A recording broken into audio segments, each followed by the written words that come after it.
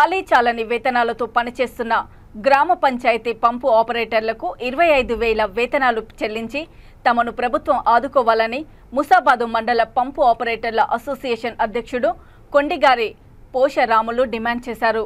రాజన్న సిరిసిల్ల జిల్లా ముసాబాదు పట్టణ కేంద్రంలో సంఘం అధ్యక్షుడు కౌశల్ రాములు ఆధ్వర్యంలో పంపు ఆపరేటర్లు సమావేశం నిర్వహించారు.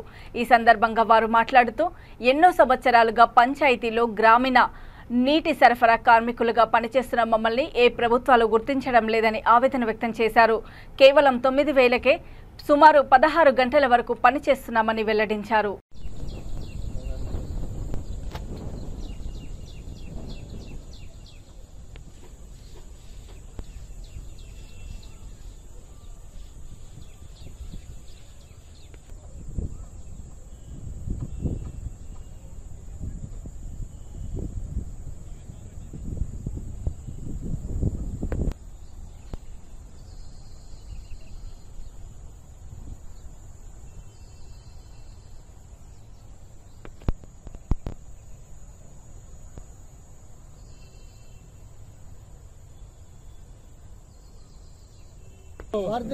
కార్మిక సమస్యలు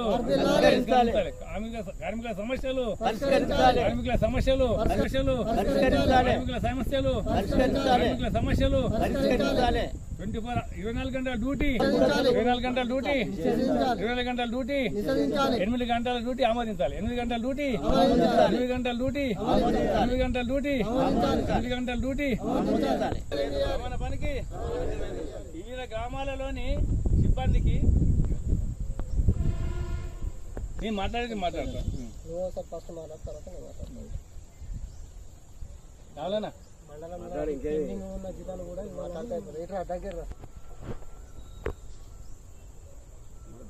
సీత గౌరవనీయులైన పంచాయతీరాజ్ మినిస్టర్ గారికి అయ్యామ్మ మనవి ఏమనగా మేము ముస్తాబాద్ మండలంలోని వివిధ గ్రామాల మీరు ఒకటే పని చేస్తారా? మీరు వాటర్ పెడుతున్నారు, మీకు ఏం బరువు అవుతుంది, ఏమి ఇబ్బంది అవుతుంది అని వాళ్ళు మాకు ఫోర్స్ చేస్తారు.